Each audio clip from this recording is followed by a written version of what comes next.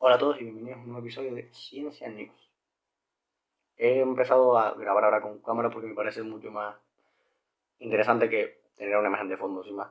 Lo que pasa es que me avergüenza hacer esto, pero bueno, se me irá quitando poco a poco. Bueno, en este episodio de Ciencia News venimos a aprender sobre nanobots. Pero antes de hablar sobre nanobots tenemos que entender qué es la nanotecnología. Pues la nanotecnología es la manipulación de la materia a una escala casi atómica para crear nuevas estructuras, materiales y aparatos. Esta materia tiene un tamaño alrededor de 1 y 100 nanómetros, que para poner en perspectiva, por ejemplo, una hebra de pelo, no sé cómo le llamaréis, una hebra de pelo, un hilo de pelo, un pelito, un pelo, tiene un diámetro de 60.000 nanómetros y la nanotecnología usa entre 1 y 100 y el pelo es 60.000 de diámetro. La nanotecnología se usa principalmente en la medicina, la electrónica, energía en general, todo tipo de energía, y en la creación y en materiales, no solo su creación, sino también materiales. Algunos ejemplos serían los nanotubos de carbono, que son cilindros de átomos de carbono con propiedades muy valiosas para la industria electrónica, ya que son inmensamente resistentes. Luego también tenemos el grafeno, que es un material fabricado con átomos de carbono puro en un patrón hexagonal. Un patrón hexagonal, es decir, si tú miras con un microscopio al grafeno, verás que tienen como una especie de estructura interna con formas de hexágono unidos, todos pegados, ¿verdad? Hexágono, así, todos pegados, unidos. Y se destaca por su gran dureza y ligereza. Se emplea en la elaboración de chalecos antibalas, los típicos chalecos estos que ves a la policía o en las películas, bueno, los llevan en general también, de verdad. Los chalecos Kevlar y automóviles blindados. Luego también tenemos el fullereno, que son esferas compuestas por átomos de carbono y en composición muy similar al grafito, que el grafito es el material que se usa para los lápices, por ejemplo, para la punta, y el diamante, que son inmensamente versátiles a la hora de componer nuevos materiales, porque permiten, por ejemplo, atrapar otros átomos dentro de estas esferas, además de que también tiene otras propiedades que son muy solubles. Y como último ejemplo tenemos los nanopilares de silicio, que son similares a los nanotubos de carbono y son estructuras pequeñas, pero tienen una enorme utilidad como conductores eléctricos, que están siendo ya empleados pues, para, por ejemplo, mejorar las placas solares debido a sus propiedades eléctricas. Ahora, los nanobots, ¿en qué se usan principalmente? Porque, claro, la nanotecnología tiene muchas ramas, como ya hemos dicho antes, medicina, electrónica, energía, materiales. Pues principalmente se usa en la medicina, o al menos su mayor centro de atención se le está dando en estos años últimamente a la medicina. Y surge la rama de la nanomedicina, que es el uso de partículas muy pequeñas en el campo de la salud para mejorar diagnóstico, monitoreo, control y prevención y tratamiento de enfermedades. Y como consecuencia de esto, pues mejoraría el estilo de vida, la calidad de vida. Hay muchas aplicaciones, pero las principales son el nanodiagnóstico y la nanoterapia. Como indican sus nombres, el nanodiagnóstico pues es como un diagnóstico cuando vas a tu médico de cabecera y te realizan pruebas, pero estas son aún más concretas, porque claro, no lo he explicado, pero como se puede intuir, nanobots son como pequeños bots, es decir, pequeños robots. Así que para el nanodiagnóstico lo que se hace es que te introducen pequeños robots que pueden ir, por ejemplo, por tus venas circulando. Y lo que harían estos serían, por ejemplo, tomar imágenes o analizar zonas muy concretas. No es lo mismo tener un aparato grande que te toma fotografías así de manera muy superficial que un nanobot con una cámara, por ejemplo, vaya por tus venas y capture una foto en un sitio exacto. Y así se pueden, es más concreto y se pueden tomar pues mejores estudios de esas fotografías que se toman. Y luego está la nanoterapia, que es como la terapia normal, pero de una manera más precisa y efectiva, por lo mismo, porque son bots pequeños que van a ir a zonas en concreto. Por ejemplo, pueden reparar tejidos de manera muy concretas, es decir, en vez de aplicar en toda una zona, imagínate que pasa algo en el brazo, pues en vez de aplicar aquí, se meten en la zona concreta, exacta, y lo reparan, por poner un ejemplo. Pero donde se centra aún más es en la medicina regenerativa, que es lo que está explicando, que persigue la reparación o reemplazamiento de tejidos y órganos mediante la aplicación de métodos procedentes de terapia génica, terapia celular y dosificación de sustancias bioregenerativas. Te introducen pues una pequeña sustancia en una zona dañada para que se vaya recuperando.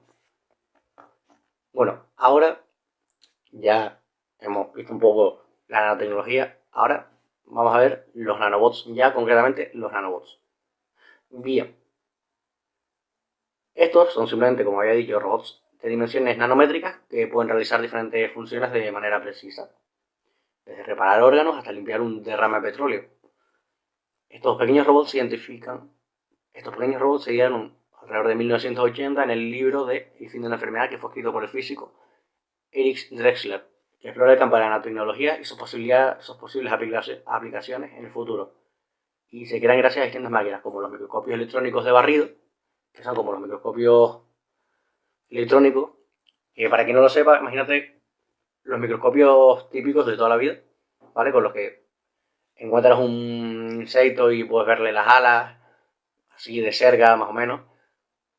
Pues los microscopios eléctricos lo que puedes hacer es coger células de tu cuerpo y ver sus orgánulos, por ejemplo.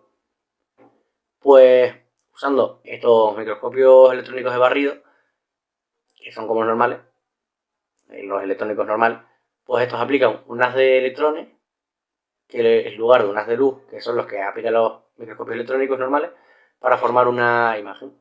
Y luego están los de fuerza atómica, que se llama AFM por sus siglas en inglés. Son instrumentos que se utilizan una punta fina para escanear una muestra a nivel molecular y medir las fuerzas entre los átomos. Ahora bien, ya podemos pasar a las noticias, ya que relativamente tenemos un conocimiento así muy superficial sobre los nanobots. Y pues os quería contar un par de noticias que a mí me parecen interesantes. En este caso son un par de noticias, literalmente un par, ¿vale? Son que hombre, claro, pero bueno.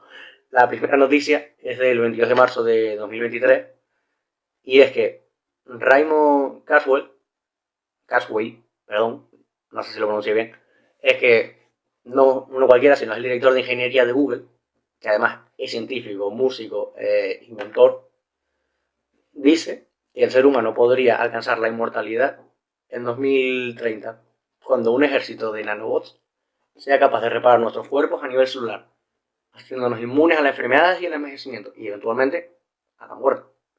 También dice que en 2030 podremos llegar como a cargar nuestra conciencia y nuestros pensamientos y toda la información de nuestra vida en general de una manera digital. Bien. Él dice que estos nanobots que serían usados tendrían un tamaño entre 50 a 100 nanómetros en concreto de ancho y que circularían por las venas de nuestro cuerpo para reparar los cuerpos, para la redundancia. Serían capaces de superar el deterioro a nivel celular, generar inmunidad a toda clase de enfermedades, detener el envejecimiento, reparar o reparar órganos. Además, el especialista dice que los avances de las interfaces cerebro-ordenador nos permitirían cargar nuestra conciencia, nuestros pensamientos y toda la información de una vida en forma digital, preservándola y dejándola disponible para ser reimplantada luego de una reparación profunda en los sistemas biológicos. Es decir, reparan tu cuerpo que ha sufrido por un ejemplo concreto, tienes un accidente, un camión te choca y acabas completamente en mal estado, ¿vale? Por así decirlo, todos entendemos a lo que me refiero. Pues te curarían usando nanobots para que quedes perfecto y luego te reimplantan, porque imagínate que se te daña parte del cerebro y pierdes información, por así decirlo, o sea, tienes una gran conmoción y pierdes información, pues se te puede reimplantar esa información en el cerebro y así pues vuelves a ser tú, por así decirlo. Lo que has perdido de tus conocimientos, tus recuerdos o lo que sea así, te da, por ejemplo, es muy típico, a mí, cuando tienes un golpe y sufres la pérdida de memoria, tal cual, pues te la pueden volver a recuperar, básicamente. Y, por si acaso, para explicarlo, que eso es la interfaz cerebro-ordenador, por cierto, es muy interesante, que es un sistema que permite la comunicación directa entre el cerebro y un ordenador o un dispositivo externo. Lo que hacen estos sistemas es que nuestro cerebro emite unas ondas, ¿vale? Es la típica cuando te van a realizar un TAC, el escáner este de cerebro, a ver si tienes alguna enfermedad, por ejemplo, mental, pues cogen esas ondas y las traducen en comandos que la puede entender la máquina. ¿Y para qué es muy útil esto? Pues, por ejemplo, para prótesis robóticas, sillas de ruedas, sistemas de comunicación, juegos, aplicaciones informáticas. Es decir, si habéis visto, las personas que les falta un brazo y le ponen un implante de brazo, son aún muy comunes estos, porque son como más modernos y costosos, pero hay brazos que, por ejemplo, la persona que le falte el brazo y tenga la prótesis, piensa, voy a levantar la mano, así, ¿no? En plan, levantar la mano. O sea, piensa la persona, voy a levantar la mano. Pues esas señales que emite tu cerebro de voy a levantar la mano se traducen en código para el aparato que tienes, en este caso el brazo biónico, y levanta la mano. Me parece bastante interesante, la verdad. Luego, la segunda noticia es sobre la cerveza. Para quien le interese, pues está curioso. El 2 de abril de 2023, es la noticia es del 2 de abril de 2023, y es que se crearon nanobots que aceleran el proceso de fermentación de la cerveza. Desde el ámbito tecnológico se descubrió que estos nanobots aceleran el proceso de la elaboración y eliminan la necesidad de filtrar la bebida. Martín Pumera, que es el director del Centro Avanzado para Nanobots, nanorobots, funcionales de la Universidad de Brno, que está en República Checa, junto al español Roberto María Hormigo, en un artículo publicado en ACS Nano, que es una revista científica mensual, sin más, ¿vale? Explican cómo se podría usar esto en la industria de la cerveza. Pues estos nanorobots, de tamaño, en este caso, no nanométrico, sino milimétrico, ¿vale? Importante. El sistema realmente es sencillo, ¿vale? Utilizan el magnetismo para autopropulsarse entre sí y acelerar la fase de la fermentación de la cerveza. Y eliminarían la necesidad, pues, de filtrar la cerveza. Estos robots, pues son una innovación básicamente en la industria cervecera y pueden mejorar el proceso de producción. Al utilizar el magnetismo, los robots pueden moverse a través de la cerveza y mezclarla de manera uniforme. Imaginaos que están los robots, por ejemplo, girando y lo hacen de una manera uniforme, de manera perfecta, lo que se acelera la fermentación y la calidad del producto. Además, reduce el tiempo y costo de producción. Esta tecnología es un ejemplo de cómo la robótica y la automatización están transformando la industria manufacturera. Está afectando todo, para que lo tengáis en cuenta. Desde, como habíamos dicho antes, la inmortalidad hasta algo tan simple, entre comillas, como la fermentación de la cerveza. Y bueno, el proceso de preparación de la cerveza en general requiere, con estos nanobots, requieren 4 semanas. Pero puede ser estropeado por algún microorganismo, el producto final. Pero con este descubrimiento los tiempos se disminuyen y además protege el producto. Como última noticia, sí, había dicho que eran un par, lo sé, pero no me acordaba que tenía otro. Y es que la siguiente noticia está relacionada con el medio ambiente. Pues resulta que un equipo de investigadores de la Universidad de California creó un nanorobot que puede recolectar y limpiar contaminantes del aire. Estos están hechos de materiales magnéticos y se pueden programar para que atraigan y almacenen contaminantes específicos. Esto se debe a que ciertos contaminantes del aire, como el hierro, ciertos contaminantes del aire contienen hierro. Por ejemplo, las emisiones de los vehículos y partículas de polvo o emitidas por la industria como la minera. Y pues, básicamente, los nanobots lo que harían sería extraer esas partículas de polvo, de hierro, etc. Como dato curioso, en 2022 se llevó a cabo un experimento en el que se inyectaron nanobots en mariposas para controlar su vuelo y su capacidad para polinizar plantas. Y aunque la verdad es que no he encontrado aún más información sobre esto, podría realizarse, mediante la interacción con los sistemas nerviosos y musculares de la mariposa, ¿vale? Esto es algo que deducido yo, que es como básicamente lo que había mencionado antes sobre las prótesis que usamos en los humanos, pues lo mismo, se emitirían señales, pero en este caso de una manera externa, es decir, alguien que lo esté controlando, pues emitiría esas señales a los nervios. Sería el proceso al revés, en vez de mente con ordenador, sería ordenador con mente, en este caso.